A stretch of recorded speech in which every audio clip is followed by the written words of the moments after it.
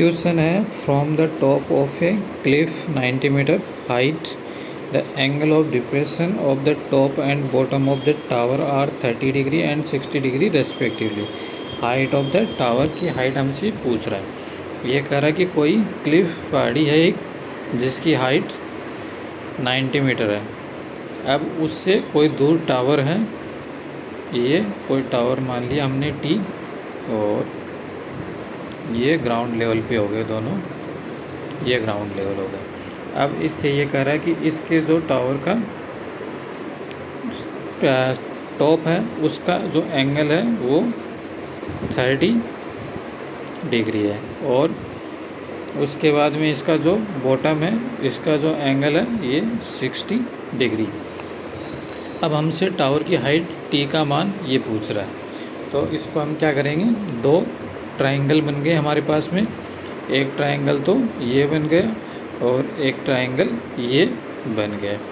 तो हम पहले इस ट्रायंगल के अंदर हमें इसका मान दे रखा है, पहाड़ी की ऊंचाई 90 मीटर दे रखी है, पूरी ये 90 मीटर दे रखी है हमें, और हमें ये एंगल 60 डिग्री दे रखा है। तो इसमें हम फॉर्मूला लगा देंगे, tan 60 equals to perpendicular 90 divide by ये बेस मान लो इसको जो नीचे है, क्योंकि ये दोनों में सेम है तो इसकी कोई वैल्यू नहीं रहेगी, तो इसको हमने बेस मान लिया।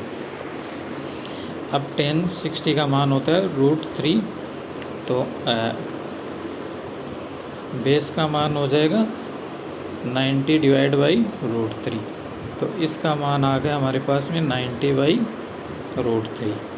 90 बाई √3 का मान आ गया, तो हम इसका मान फाइंड आउट कर सकते हैं, और इसके लिए हम फॉर्मूला लगा देंगे सेकंड वाले ट्रायंगल के अंदर।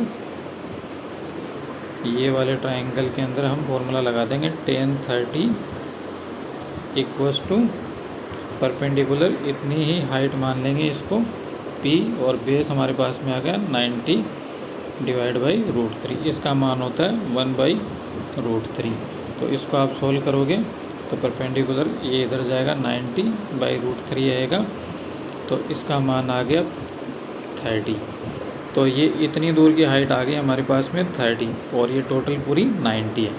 तो यहाँ से इतनी जो हाइट होगी वो हमारे पास में बच जाएगी, 90 में से 30 माइनस करोगे तो 60 मीटर। तो इसका मान आ जाएगा टावर की हाइट का 60 मीटर। तो ये इसका आंसर होगा। Thank you so much.